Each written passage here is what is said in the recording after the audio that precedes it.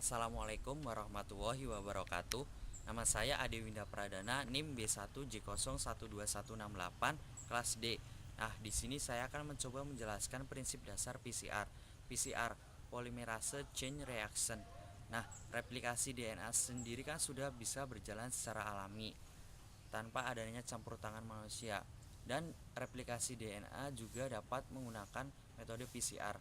Adapun replikasi DNA secara alami yang pertama adalah dalam proses pereplikasian DNA itu terjadi pada seluruh genom.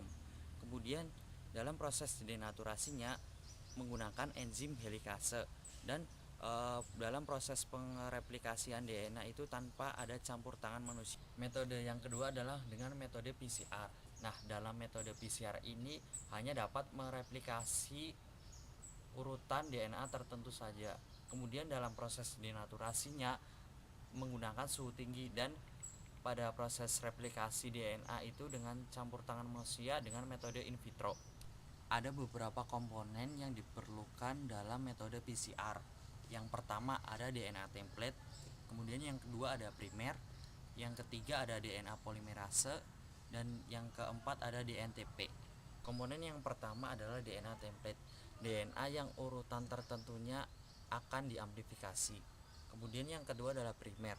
Primer di sini bersifat oligonukleotida, kemudian berfungsi sebagai memulai amplifikasi DNA, kemudian membatasi fragmen DNA yang akan diamplifikasi. Kemudian komponen yang ketiga adalah DNA polimerase. Nah, DNA polimerase ini harus bersifat termostabil, di mana tahan pada suhu tinggi. Selain itu, fungsi dari DNA polimerase adalah untuk mengamplifikasi DNA. Kemudian yang keempat adalah DNTP. DNTP merupakan monomer DNA. Dalam metode PCR ada 3 tahapan yang perlu kita ketahui. Yang pertama adalah proses denaturasi, di mana proses denaturasi ini pada suhu 95 derajat Celcius.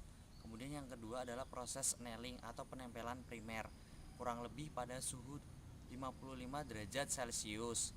Kemudian yang ketiga adalah proses ekstensi atau pemanjangan DNA primer oleh DNA polimerase pada suhu kurang lebih 72 derajat Celcius. Tahapan yang pertama adalah proses denaturasi.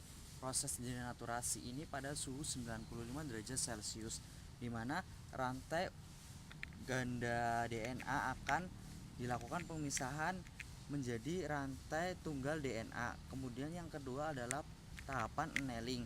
Tahapan annealing ini kurang lebih pada suhu 55 derajat Celcius, di mana pada tahapan annealing ini proses penempelan primer pada salah satu ujung untai tunggal DNA. Nah, kenapa sih harus menggunakan primer?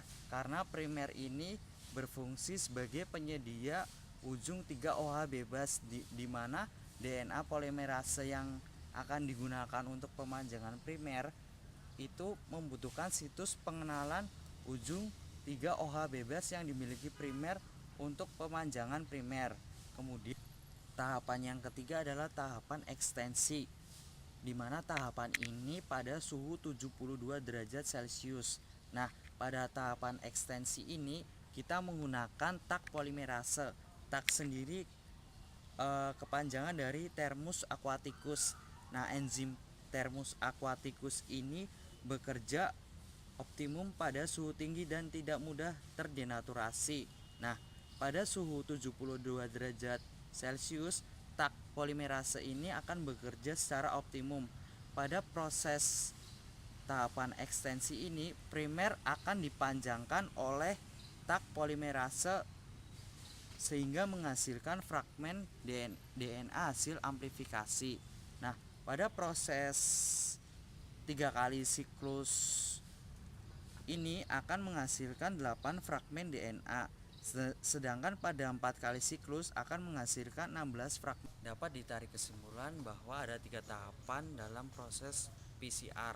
Yang pertama ada denaturasi, kemudian yang kedua adalah annealing atau proses penempelan primer, yang ketiga adalah proses ekstensi atau pemanjangan primer oleh tak polimerase, sehingga akan menghasilkan fragmen DNA target yang kita inginkan.